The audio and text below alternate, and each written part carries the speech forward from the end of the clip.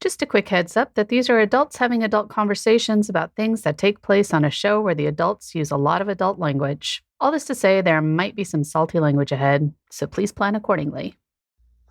Well, I'd like to pull out of my campaign with Dubai Air. What? Why? Well, it's come to my attention that Dubai Air's parent company, Sincerity Oil, is destroying Nigeria's environment and at the same time bribing government officials to look the other way. I can't be the face of one of their subsidiaries. Hell yeah. Keely, I'm really sorry. I know how hard you worked for this. It's okay. Of course you don't have to do it, Sam. We'll take care of it. Thank you.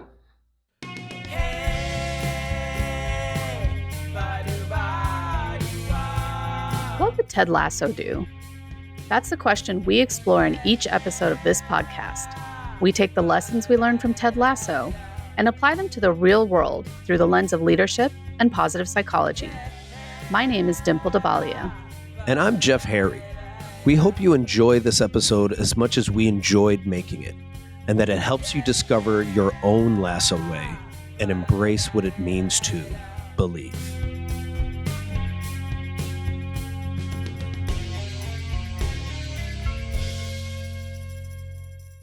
All right. So we're talking about season 2, episode 3, Do the Rightest Thing, which is a play on Spike Lee's Do the Right Thing. This one was directed by Ezra Edelman and written by Ashley Nicole Black. Do you know her? I mean, she's amazing. She's an actor, but she was also a writer for a Black Lady sketch show, which if you haven't, fantastic. Oh, yeah. I've heard of that. Yep. Yeah. So I love that they brought her over to write with Ted Lasso. All right. So there's parts of this episode that are some of my favorite scenes. And then there's parts where I'm just like feeling very cringy about it. So I'm curious what came up for you. Well, I mean, I'm now going back into my notes because now I'm taking notes. Hey, the start of the show starts with I'm broke, but I'm happy. Yeah. That's the song. And I'm like, oh, now I get it. Like, oh, this makes sense, right? Because what I wasn't ready for in this show was I wasn't ready to start questioning motives, right? To start questioning like, okay, how do you actually show up for real, especially when it comes to injustice, even if you might risk it all in order to do this, right? Like it's much easier. I've spoken to so many people or I've debated about this so much about the idea that, you know, a lot of people do charity. Garida Haradas did this in Winners Take All, where he's like, a lot of rich people do a lot of charity as a way to greenwash and hide, you know, the shadiness that they actually do, right? Mm-hmm. But for you to really call out injustice, you're going to have to risk something. And a lot of people don't risk something. And Sam and apparently the whole team is willing to risk it all. It's like, whoa, this is big. Was not ready for this. You weren't? Like, what do you mean you weren't ready for this? Like, I'm curious what you mean. Because I didn't think it would get so political. I was like, all right, Ted Lasso, we're going political. Yeah. And like, I love it. Like, I love it. I love I talk about the downfall of capitalism and, you know, and the patriarchy and all those things all the time. Heck, I many times feel play is the solution to capitalism. Play will dismantle capitalism in many ways. That's how I feel, right? And this is kind of this indicative of it right here, right now. But like, yeah, to actually call it out and then to play it out the way they could have written it in many different ways to make it seem like all happy and go lucky. But no, he was like straight going after like the Nigerian government and going after oil. I was like, okay, I'm here for it. I'm here for it. Yeah, no, definitely. Yeah, this is such an interesting episode. And, you know, I was thinking about as I was watching yesterday that this season, it gets harder in some ways. Season 1 was so Ted focused. Mm-hmm. And for our viewing in terms of looking at it from that lens of leadership and positive psychology, it made it a lot easier because he is showing us what it looks like to lead from that space that he does. Mm-hmm. This season is interesting because what I loved about this episode in particular is we're now kind of two things. Number one, we're moving away just from Ted, right? We're Yep. getting to see some of the other characters, and I love that Sam is getting a storyline, right? So we've got his storyline, and then we've got the Nora and Rebecca storyline, which I loved. And both of them are about courage, right? Like I felt like that was the kind of overarching theme. But I was just talking to a friend this morning and we were chatting about part of all the other characters getting more airtime is also noticing that Ted is kind of a mess, right? So we ended season 1 with they got relegated, but everyone was in a good place for the most part. But we know that Ted is, he's just gotten divorced and it doesn't matter, how much you want out of a relationship, like that's going to rattle you a little bit. And especially because for him, as we know, like he felt like it was him quitting something. And so to look at kind of how that has impacted him and then in addition to the fact that they have just like a bunch of draws, right? Like they still haven't won a game. And now you've got Dr. Sharon coming in, which I think all of it is making him feel a little bit like unsure of himself and making him question if he has the same, like, has the ability to have the same impact and if he's able to still have control over what's happening. And so I thought that was really interesting. And this whole idea of athletes and activism, like there were so many parts of this episode that reminded me of like Colin Kaepernick and Mm-hmm. Naomi Osaka, like some of the stands that they've taken and what that means. But we can talk more about that once we kind of get to those. But yeah, so we start off. I love that Alanis Morissette song that took me right back to college and hearing that. But yeah, it's this idea, right? Like broke, but I'm happy. Like to your point, what are we willing to put on the line to feel that sense of like, I'm doing what I need to do for me in a way that feels good, right? And that's not harming other people, I think. I don't know, but There was something interesting Ted said early where he's talking to what was the little girl's name? I don't know what the teenager's girl's name was. so it's Nora and she's Nora. played Yeah. by Kiki May. Yeah. So he's talking to Nora. He has no idea who she is. She has no idea who he is, right? They're talking about like, reincarnation. And he goes like, well, the third time around this big blue earth, I was nothing but a horsefly. And it's fascinating just thinking of it now that you describe it of just like, maybe he feels like that now, right? Maybe he feels like he's really like that insignificant to the team right now. And maybe that's why he's, going to, break out whatever his name is, Ned Nasso or whatever it is. Led Let Tasso. Led Tasso, because he's just like, I'm kind of running out of things to do, right? It reminds me of a parent that just like screams at their kid because they're at their wits' end and they know it's not going to work, but they're just going to do it anyway. So I'm fascinated that's just just how he starts. And then he is like talking to Sassy and he's feeling all awkward in front of Sassy. And then he's just like, hey, let's do whatever the creator made us. Let's make the day our masterpiece. Okay. Like he's just trying so hard right now. He's just so not grounded. Yeah. And then Sassy says something really interesting where she's just like, oh, wow, he's such a people pleaser. And I loved it. Like there's something fascinating about like last year or last season. This was really beneficial. And now this is almost seen as like a crutch. Like, like this, you can tell he's struggling. There needs to be a more sophisticated way of approaching the team and approaching all of the challenges. And he really doesn't know what to do. And that's what I find really fascinating about the beginning and how it actually ends later on, because it's like, oh, well, go ahead, Ted. Ted's picking up stuff. So, yeah. Yeah.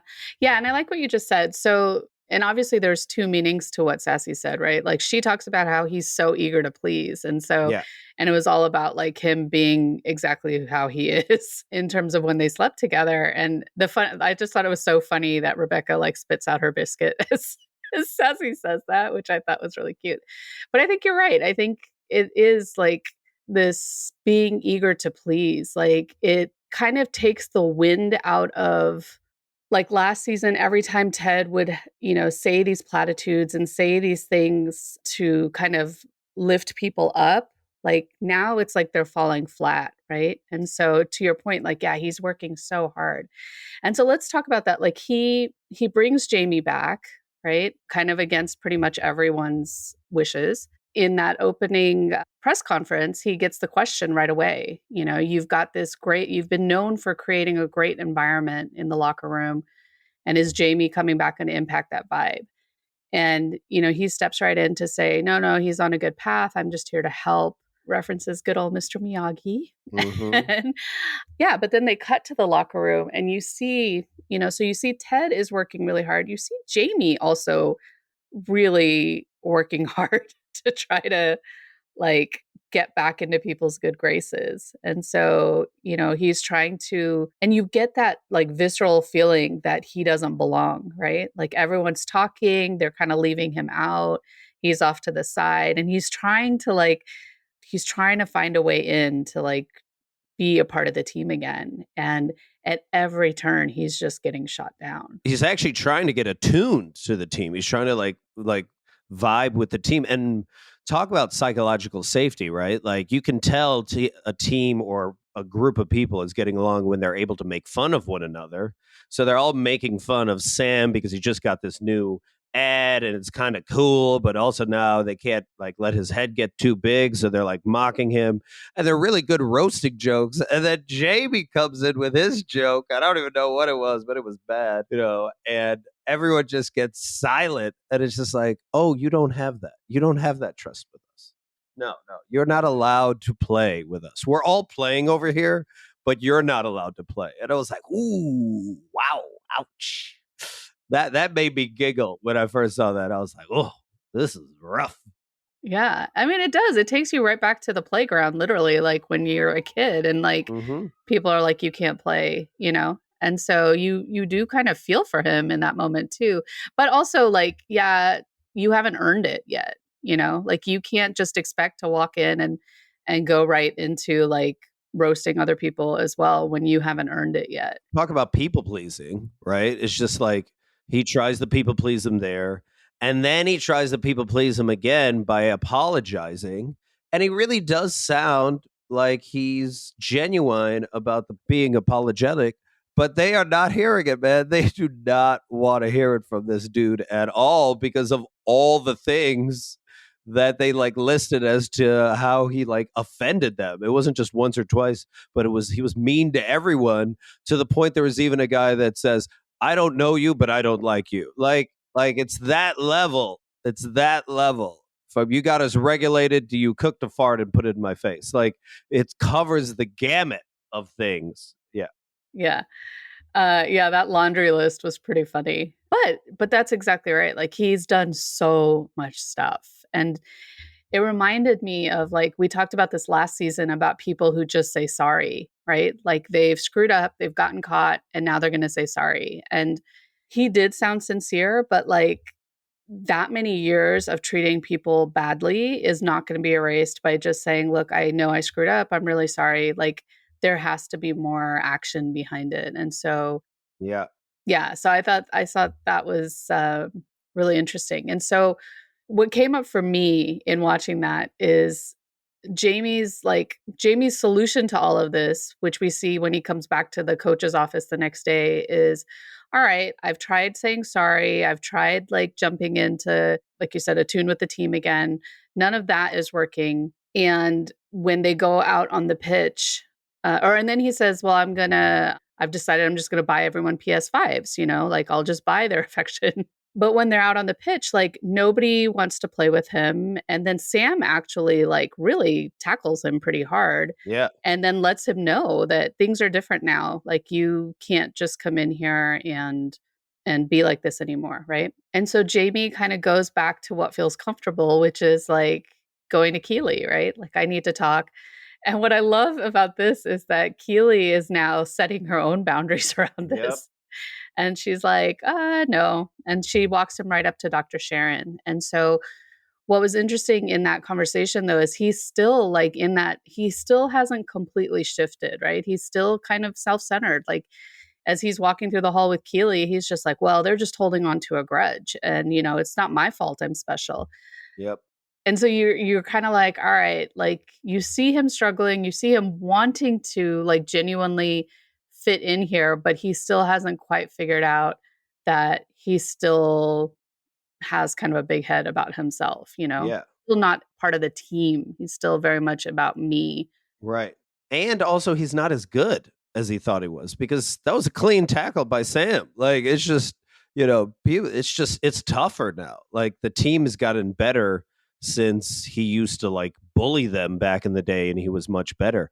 You got to also remember, he hasn't played in a while. He was on that Love Island show, which I watched this weekend and was horrible, but I watched it anyway. But yeah, it was just the idea of like, oh, none of these guys I can push around anymore. Yeah. I'm not even the captain of the team. And what was he ever the captain of the team? But yeah, I'm not even like the leader of the team anymore. I'm just kind of this guy. And he ebbs and flows between like being humbled and then other times where he's just like, I think I figured it out. I just need to do this one thing and then I'll get them, and it just, he's just struggling. So it's funny that there's like this theme of like who's setting boundaries and who's choosing to people please. That's what I keep seeing. Okay, so you've got, and what's important here is also the connection between Jamie and Sam, because Sam now is Sam has stepped into that role as leader on the team, right? Like, we saw last week, like, he feels comfortable telling Ted when he doesn't agree or he's upset about something. We see him kind of in the middle of everything in the locker room. We see him now getting these, like, I mean, Dubai Air is a pretty big contract, right? Like, it's a pretty big. It's the main thing paying right now because they are not making enough money to pay their players, right? Exactly. So we see him really stepping into that leadership, and with him not being on board with Jamie coming back, the rest of the team is also not going to be on board, right? And so part of this is looking at their relationship. And so Sam's gotten this amazing Dubai Air gig, and that scene where he's on the bike on his own, and he's so excited about this, and like sending the text to his dad to be like, look, I got this thing. And then just to see like how devastated he is once his dad writes back to him, right? And so it's just, it really broke my heart to see, like, but he has like this realization, and coming back to like this idea of courage again, having the courage to go and say to Rebecca and Keely, like, I just found out about this and I can't be the face of this company. Yeah. I mean, that's huge. Yeah. Right. When he's riding the bike, I'm like worried for some reason. I don't know why I was even worried, but I was just like, oh, this is such a heartfelt moment. Sam is finally things are going well. And I thought of like the other shoes about to drop, and I was like, something bad's going to happen. Is he going to get injured? Like, I was just worried the whole time, but I did not know it was going to come from that. I was like, oh, he's going to get to share this with his dad. His dad's going to be so happy. So when I read like, now you're just a shill of a corporation and it breaks my heart, I was like, ooh. I was expecting an injury, but not that injury. I was like, yikes.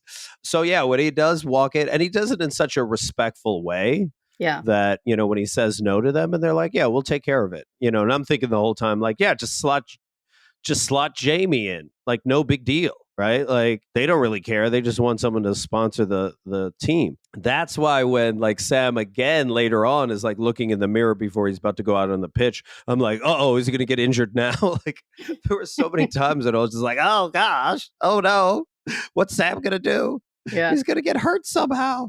And then, so I was not ready. I was not ready for it to turn all political and social justice-y on me. And I'm like, I am here for it, but I wasn't ready for it. Yeah. Well, it's funny, one of the criticisms of this episode that I read about was just that in real life, if the sponsor of your team, like if you protested this way, there would be much bigger financial consequences, and that the show doesn't really address that at all. And to your point about just slotting Jamie in, what I love is that that's not even an option. Like Exactly. when they hear about why he's doing what he is, like they both are like, it's fine, you don't have to do it. And they don't try to slot anyone else in. They just leave it. Yeah. The only person who really reacts is Higgins, because he has that, like, you know how he has that thing in his throat every time something bad is happening. Yeah. And he has that reaction because he knows, like, so I think that that's their way of touching on it. Like he knows that there are going to be some serious repercussions.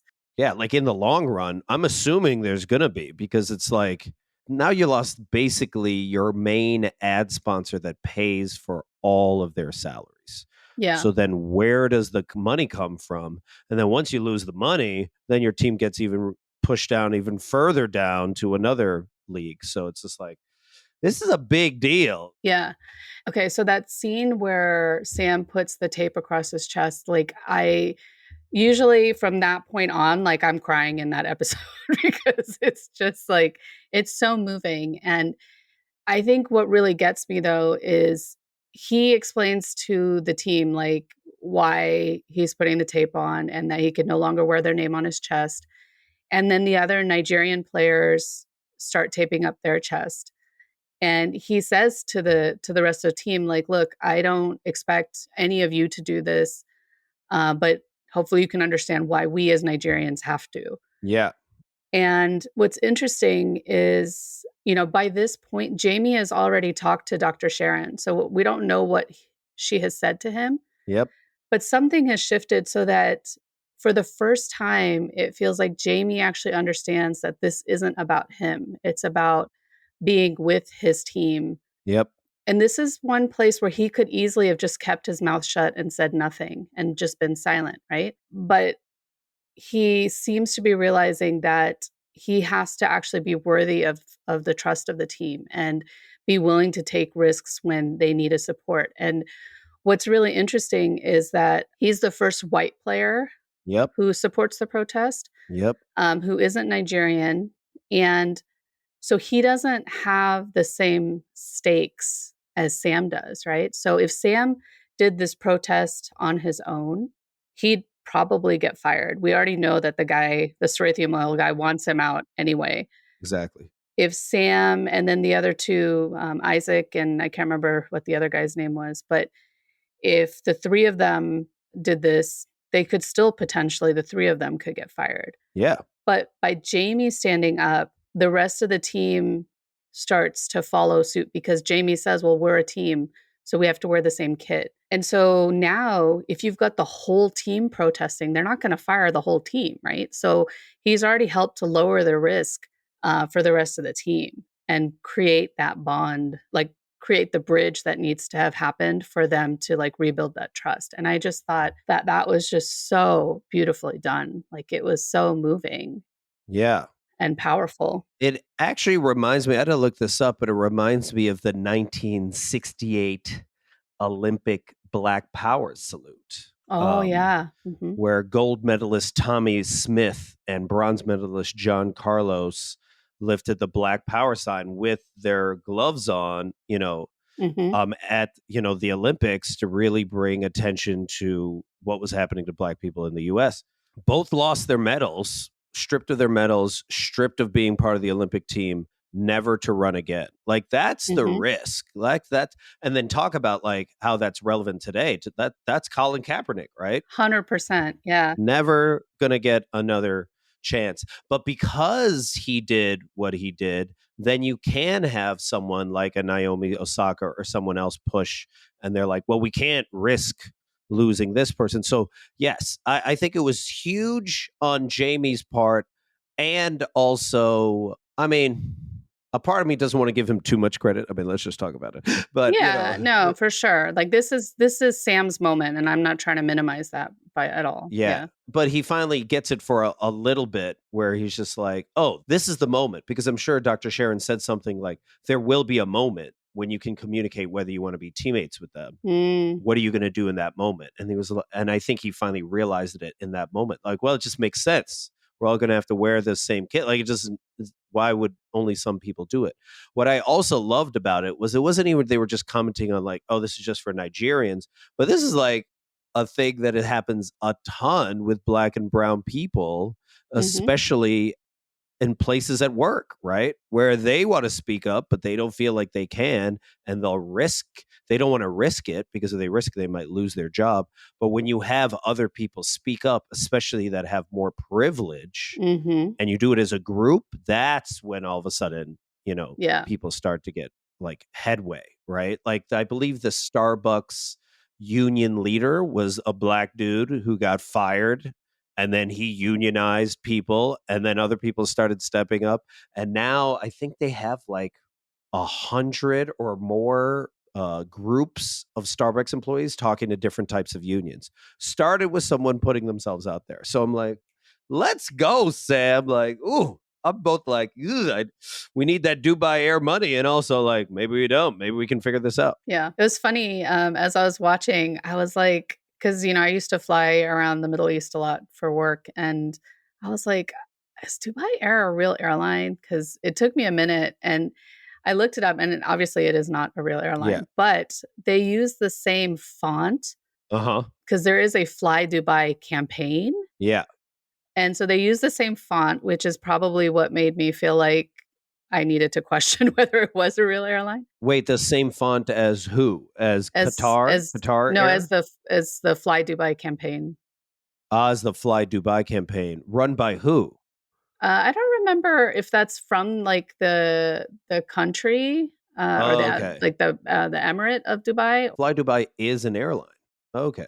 Oh, it is an airline? Yeah, Fly Oh, Dubai is okay. an airline, not Dubai Okay. Jet or whatever they call it. Okay. Dubai Air is what they call it on here. So Fly Dubai is an actual airline, and then you've got airlines like Emirates and Etihad, which actually do sponsor teams in real life, like in the real Premier. A ton of teams. All these teams out of Qatar and Dubai and the Emirates sponsor. I mean, we're talking like 20, 25 teams. It's a lot around all of Europe. It's crazy how much money they have. Oh yeah, they have a lot of a lot of money. Yeah, so I thought that was actually really interesting. I was just curious, and I kind of went down a rabbit hole last night as I was looking. I was like, this is really interesting. So I want to talk about Led Tasso for a second. I got to be honest, like this whole part of the story was so like cringy for me. Oh, I felt like I had to turn it off. Like, I was like, can we just skip this part? I was like, he's so bad. It's so painful. So painful. And the thing is that we know now is that there's nothing that this show does that isn't intentional. Like everything in this show has intention behind it. And so I was really kind of like sitting with it and thinking about it. And I was like, why are they doing this? And there was a couple things that came up for me. Like, I think part of this is to just demonstrate that he is not himself right now. Like he is a mess. And so you've got Dr. Sharon sitting there in the stands watching everything. She sees right through what they're doing, right? Like when they go to explain it, she's like, oh, you're doing this, blah, blah, blah. And has it ever worked? you know? So, and this was like, for me, like where some of the leadership stuff started coming back in again is I think sometimes as leaders, we forget that we have provided our people with good training and good information. And at some point, we have to step back and trust that they're going to lean into that and do the right thing in that moment, right? But we lose sight of that.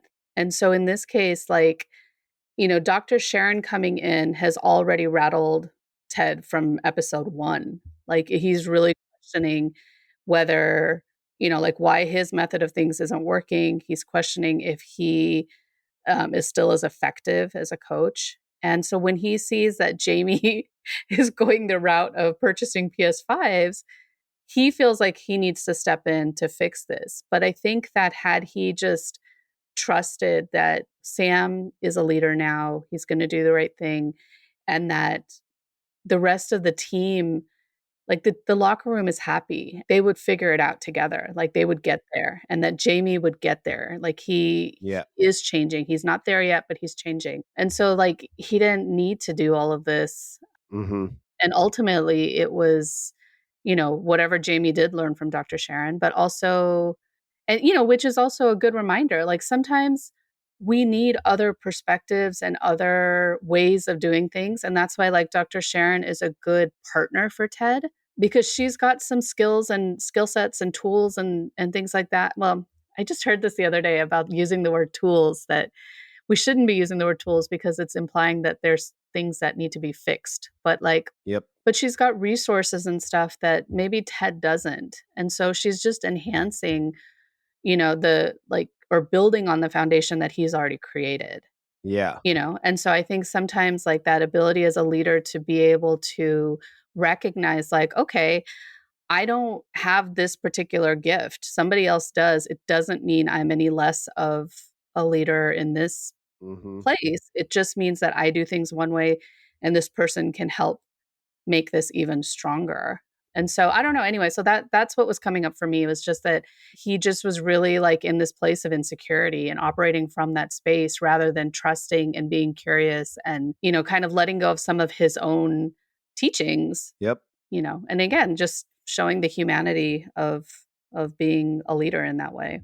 I find this a lot, especially I find this with a lot of dudes, a lot of dude leaders, is you want to fix. You're constantly wanting to fix. Like that is your thing. And heck, maybe it's not just men, but because I sometimes see this with my family, just people that feel like if I'm not fixing something, if I'm not solving something, I'm not relevant, right? Mm-hmm. I'm a horsefly, basically. I'm just not there.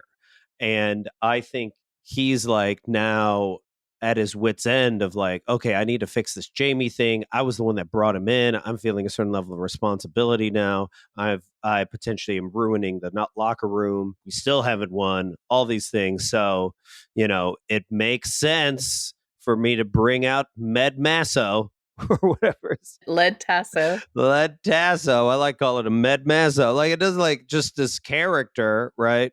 Yeah. And he even slicks back his hair like Pat Riley style, right? And just like, I'm going to do that 90s toxic masculine screaming. And not only is it just cringy because like, you're like, oh, like that's not you. But I think it's also cringy because everyone's just like, okay, he's just having a meltdown day, right? Yeah. And then even when Jamie like then defends everybody and they're like, thanks, Jamie. I mean, it helps a little bit, but it's still, again, like a parlor trick. Yeah. And that's where it's kind of funny when Dr. Sharon's just like, well, has this worked before? And they're like, well, it's worked at a Chuck E. Cheese, like, or whatever you guys call it here, like a cheddar, Charles Edgerton. Cheddar the Third. Like, whenever they get to that part where they're like justifying it, almost looks like two kids that are going up to the teacher and being like, well, no, it's worked in the past. And she's like, has it worked in the past? They're like, yeah, no, I tell you what, it did work this one time, at band camp. So yeah, it just shows that a lot of his strategies are not only folksy, but kind of not sophisticated, not layered, not understanding. Yeah. So you're right. Like, would he have known if they would have fixed it by themselves? Well, in the end, they ended up fixing it by themselves without his knowledge at all, right? Yeah. And he really, in many ways, and maybe some leaders have to learn this, in many ways, he simply needed to just get out of the way, right? And just let it evolve. Yep. Having said that, a challenge that he has, which is a real challenge, this is a challenge that a lot of leaders deal with, is like, you also have results you're expected to produce. Yep. So, as a leader, how do you go about balancing that between just like, oh, I'm going to let this solve itself. How do you know as a leader if you've done enough to begin with to build the foundation so that they can solve it themselves, right? Because I think a lot of leaders don't realize that. And then second, how do you do it in such a way where knowing that they're going to come to their own conclusions on their own time, but you have capitalistic results that you need to deliver immediately. Mm-hmm. that is a hard thing to navigate. Yeah, and I think we kind of touched on that last week too, right? Around like along with that, like the psychological safety piece, like, to what extent do we create this atmosphere where everyone is super relaxed and, connected to each other, but also still able to deliver the results you're supposed to deliver? Yeah. And not be like, well, I didn't feel like doing it today, but that's okay. Like, no, like you still have outcomes that have to happen. So, yeah, I think it's interesting. It is very layered in that way. But talking about the theme of like actually letting go, not only letting go of the results, because that's always a theme that I notice a lot, especially with curiosity, Hmm. but also the theme of getting out of your own way. Hmm. You see that with Rebecca learning from Roy, right? When he's hanging out with Nora and he's like, Yes. she's like, oh, she loves you so much. And he's like, yeah, it's so annoying. Like he's like pissed off about it. And he's like, you'd be amazed how much they just want to hang out with you. Like they just want to be in your world. And when she invites Nora to her world, to her work, like that's finally when they actually start to connect. And that's when she mentions how she got suspended for smoking and all this other stuff. But I find that really interesting that Rebecca's like, oh my gosh, it's not that hard. Like, I don't have to create all these things and entertain these kids, which I loved, by the way, because, I talk about that all the time. Like, allow your kids to be bored. They need to be bored more. They don't know how to be bored. And I think a lot of times we feel this need to constantly entertain them, you know, in order for them to love and appreciate us. And a lot of times they really don't care about those like bells and whistles. They'll go to your podiatry appointment simply because they just want to hang out. They just want to be in your world. Yeah. What I loved about that was that neither of them actually have kids, and yet they love the kids that are in their lives and then hate the like overall thing about kids. Like it was the way that they were bonding was just really funny. Yeah, I love that his advice, like between her dating and then now the kids, like he's just like so on it every time. I read this article and they said that he is becoming the show's angry Yoda. Yeah. And I thought that was like such a perfect description. I was going to say, even like that part where he goes, oh, did you break up with that like twat or whatever he called him, And she goes, yeah. And he's like, did you break up because of me? And she's like, no, I broke up because it was the right thing to do. And it's like, oh. Yeah. Yep. Yep. Bringing it right back to the rightest thing to do. What I loved about her asking Nora about, like, you see Rebecca's kind of nervous, like when she goes in to ask her if she wants to come to work with her. And she's like, it'll probably be really, she's like minimizing, right? It'll probably be really boring and this and that. And you see Nora's just like, that sounds amazing, right?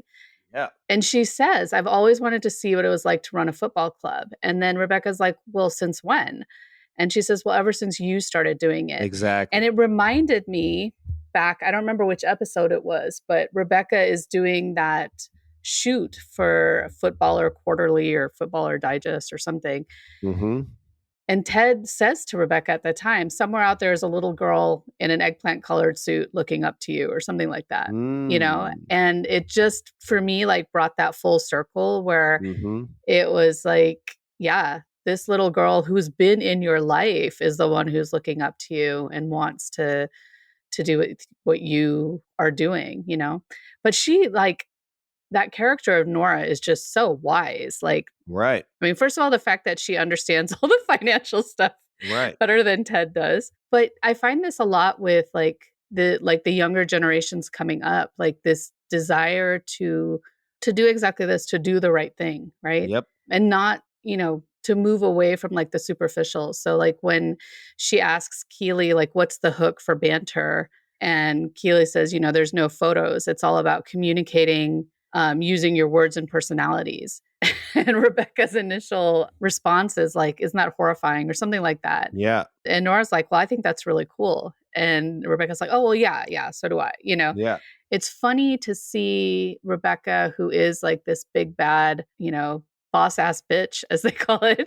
Yep. Just being so nervous around this little girl, and just wanting to like connect and like be in that space with her and open to learning from her, which I think is great. Yeah, you almost see as if, and I've been seeing this a lot more and more on TikTok, there have been companies that I've been talking to, and they're like, yeah, we need to figure out how to, talk to the Gen Z generation. We need to figure out what they want and how, what are their needs. And I literally just saw this TikTok right before we hopped on where this Gen Zer was being like, you know what we want? We just want you to stop lying to us.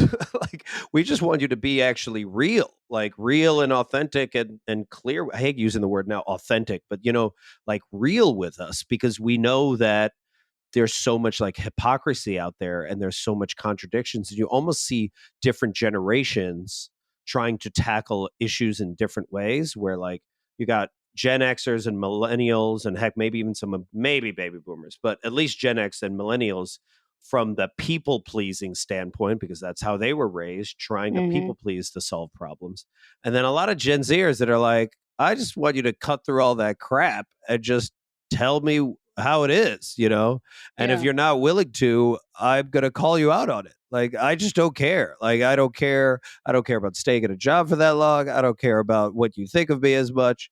I just want to do what I want to do because it brings me happiness, and that's fascinating, seeing those generations trying to like interact with each other, Mhm. and try to get on the same page. Because when Rebecca stops trying, Yeah. like all of a sudden Nora's helping her write letters, which I Oh, thought was freaking amazing, because that was like the best scene. that's such great writing, where she's like saying, you have a small, tiny whatever, right? And Shriveled then penis. Yeah. she writes, something all cordial and calm. And like that's how you can see the different generations, right? Yeah. And how they're communicating now. And I was like, oh, that was such a good scene. Yeah. Well, and it's funny, his name, the guy's name is Richard Cole. And Nora starts off the letter, "Hey, Dick Hole," Yeah. which I thought was really funny. Yeah, that whole scene was awesome. And I love that Rebecca actually signed it Boss Ass Bitch, though, which I thought was really cool and is a big thing on a lot of Ted Lasso swag out there.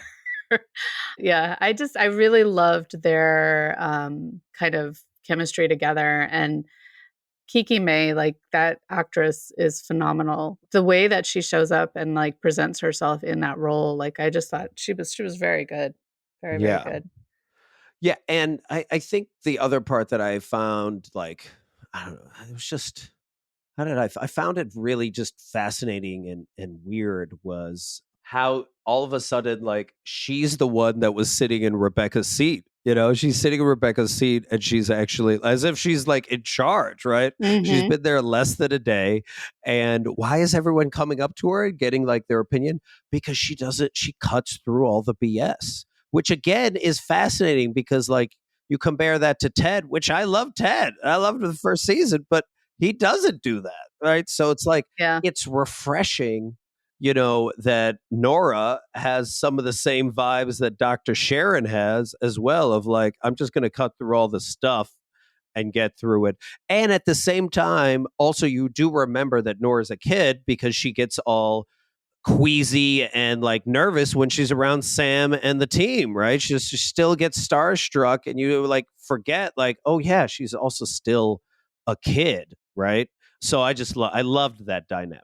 Yeah, that was really sweet. And just going back to the leadership piece again, this is one thing when before I left my last organization was talking to leaders about having to shift how they approach things because of the new generations that are coming up, Mm-hmm. that the old way of doing things just isn't going to cut it anymore. And Mm-hmm. the expectations that this new generation has and the way, like the things that are important to them are very different, I think, from the like baby boomers and even Gen X. And so, yeah, to your point, I thought this was a really great demonstration of kind of having like these two very different generations looking at the same thing and how they can arrive at the same place, even from two very different ways of doing it. And so, Yeah. And then talk about at the end. So Ted finally gets it, right? Like, we don't like, we didn't at first even know whether they won the game or lost the game, but they were so happy after the game, which was really fascinating, right? Because they celebrated the fact that they broke their tie streak, that's just interesting because talk about a reframe and being like, hey, let's celebrate anyway. There's no more of a lasso way to look at that situation. Yes. Right? Right. But I think the other part that I found really great was Ted finally just got out of the way, right? Like he goes into the press conference. They all want him to answer all the questions.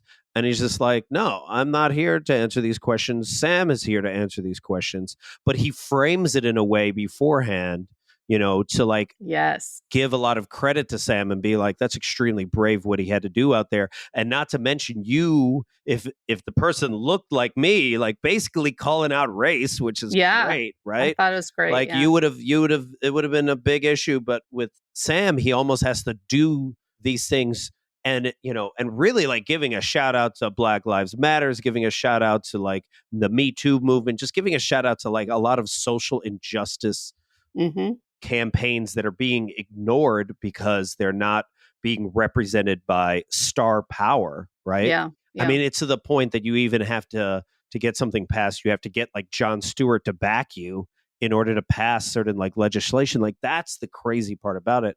So he leverages his power and then sets it up for Sam. And then I love what Sam said because Sam's like, I'm not here to talk about the game. Yes. And you're seeing more and more athletes doing this with their platform. I mean, especially with like the Brittany Griner thing that's happening right now, her teammates being like, we're not here to talk about the game. Like my friend, I don't even want to play basketball today. I remember one of her teammates was saying like, you want me to go play basketball? And I just found out she's going to be in jail for 9 years, potentially. Right. Like, I love that a lot of athletes are now speaking up about a lot of really important issues, including like Naomi Osaka and who was the gymnast? Simone Biles, losing her platform to watch out for other people. So I thought that was really like powerful. And then he calls out the Nigerian government is like, oh my goodness. Now, would I see that in real life? I don't know. Like that's getting into some stuff. But the fact that was even, again, I reference Ted Lasso so much of like, I've rarely seen a show that talks about healthy masculinity. Now I'm seeing a comedy show. I've rarely seen a comedy show talk about social injustice since like maybe, I don't know, Rock back in like 1990s. And there were a few other shows like that would like really directly address it. Right. It was refreshing and also like, dang. Yeah, I had that same kind of thinking around Naomi Osaka. And actually, I did think about Simone Biles at that time too, which is funny that I just had a moment of not remembering. But yeah, like Naomi Osaka, when she pulled out, I think it was the French Open, right? And she talked about how the press often will come in and they'll try to get in the head of the athletes about the loss, right? Like they'll try to frame it on them. And she says, we know that we lost. We know we didn't play well. Like asking us about it and, trying to frame it in a way that, it just creates more trauma. And so I really appreciated that Sam just held his boundaries. He didn't let them blame the lot. Like he didn't let Trent blame the loss on him or get in his head about it, but he knew that he had this platform and he needed to take a stand. And, back in season 1, when Keely was asking the guys like what brands they'd want to represent and things like that, like he at the time had said environment was really important to him. Right. Yeah. And so now he gets to actually put that into action and try to get accountability using his platform. And that's huge. And to your question, and I think what you're saying in terms of would this really happen in real life with and I think if I'm not mistaken, you're referencing like, would it get this political at a press conference for like a sports team? Is that right? Yeah. So I don't know the answer to that, but like the issue of like oil issues in Nigeria obviously is something that's happened for a long time. And Shell was like the main company that had done all the oil spills. And so, it's interesting how they're and then the fact that you've got like an airline that sponsors the team, which is very similar to what happens in real life. And so it is curious, like it's curious how they're kind of bringing all those pieces together. And I will be, to see in the future if we see something like this happen in real life, because I don't know if any of the airlines that do sponsor or any of the sponsors in general are tied to companies like this, which they very well could be. They all are. They all are. Like, this is why it's like, oh, you're trying to bring this in? Like, because I remember it was either you or I or one of us was just like, oh, Ted Lasso should be like a sponsor of the World Cup or something like that, or they should be featured in the. I don't think FIFA wants to touch them because like, especially if they're going to do that. Like, all those, every single company that you see on a jersey, whether it's the English Premier League or the Spanish League or the German League or heck, even the US, all have done shady stuff. So it's just like, wow, any soccer player watching this, and there's going to be a lot of soccer players watching it being like, Yeah. like, could we do that? Would I do that? Like, oh, man.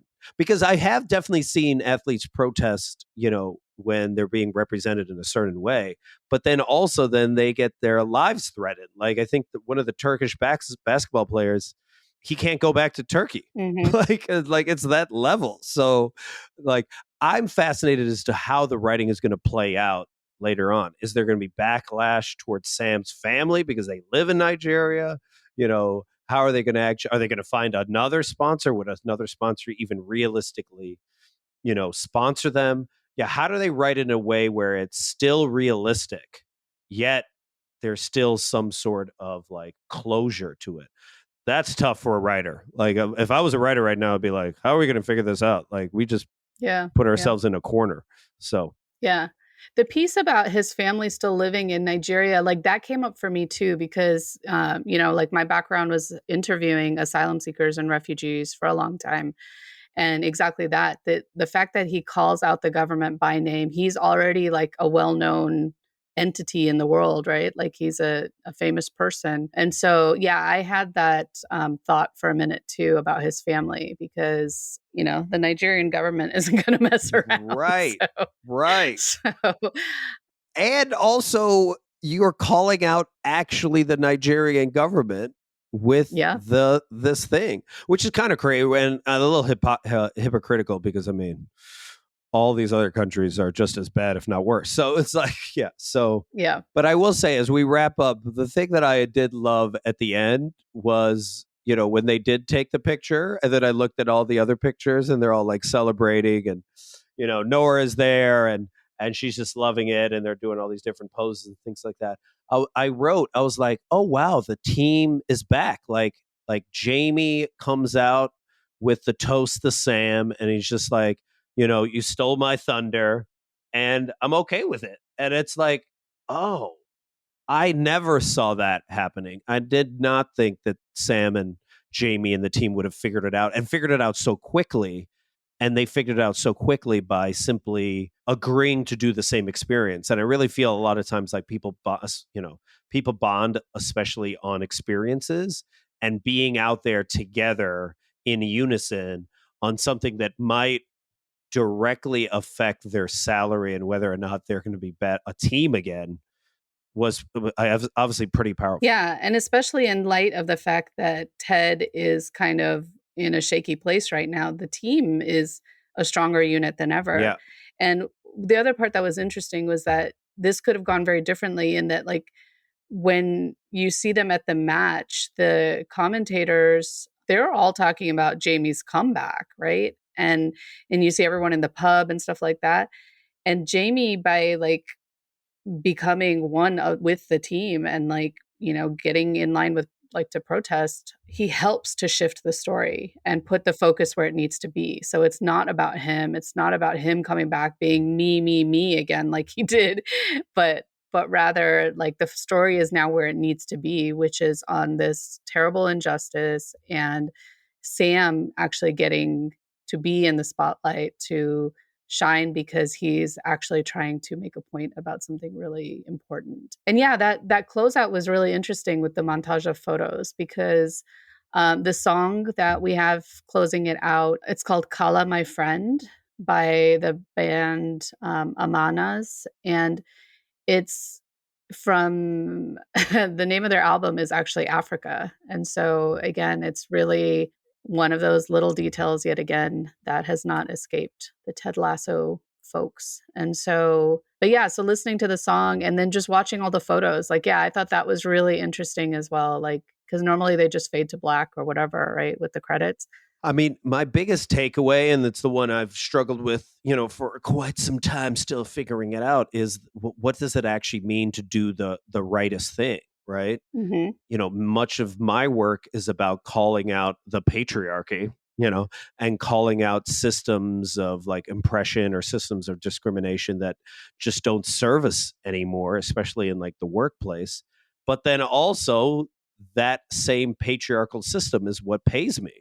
Right. So there's like an irony to that of being like, okay, well, do I want Dubai Air money or do I not want Dubai Air money? And if I don't get Dubai Air money, where is the money going to come from? And I think that is a question that a lot of us have all the time. I've been recently having a lot of conversations with people that talk about having golden handcuffs where they're at a really nice job, it's super comfortable, but they hate it, right? And they're just like, but it's also they've bought so many things that they don't know how to get out of it because the golden handcuffs pay for all these things.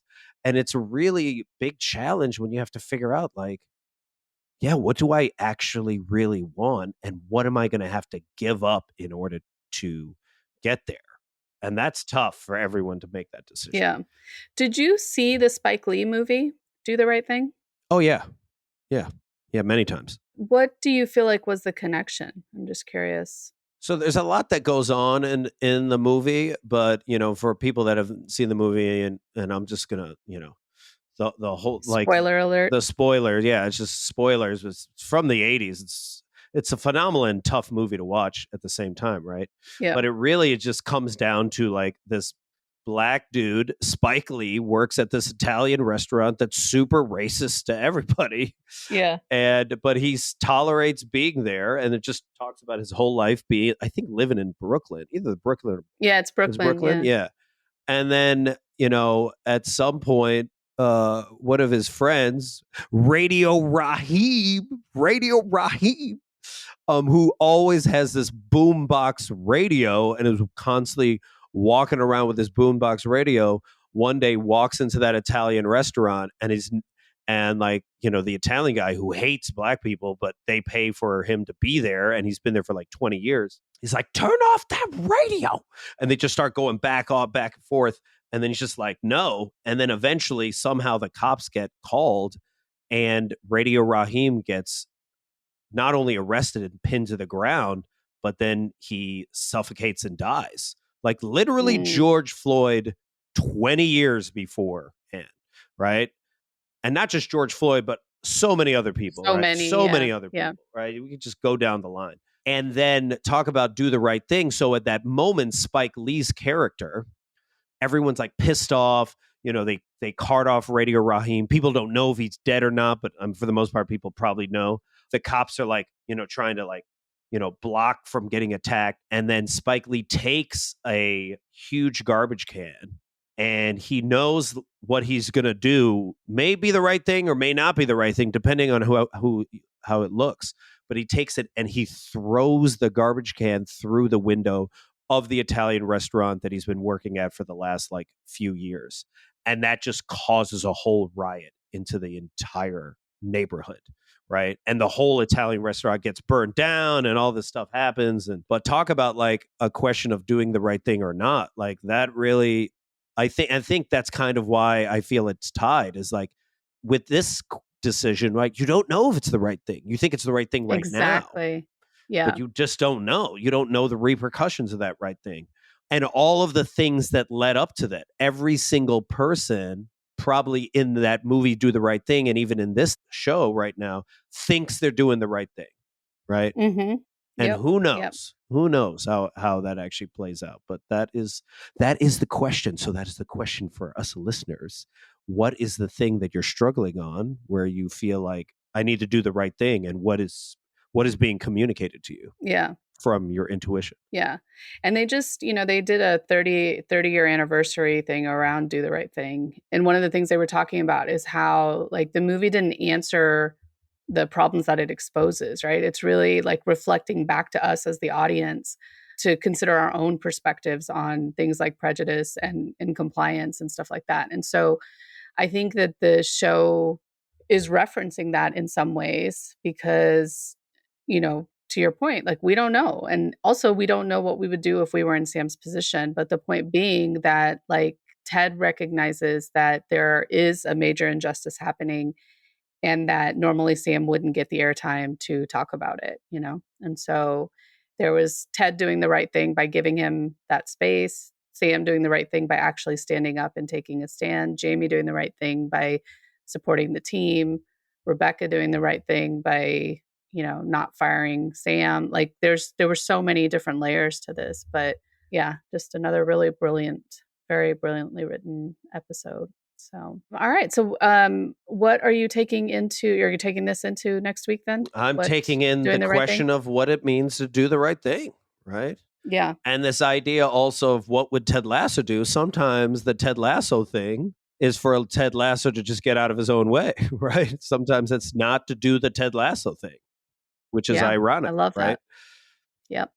Yeah. No, I really like that. I'm gonna kind of explore the same question as well in the coming week. And so thank you so much for yet another great discussion. I really appreciate you. And thank you, everyone, for listening. Absolutely. This has been fun as always. And we'll talk to you next time. See you, everyone.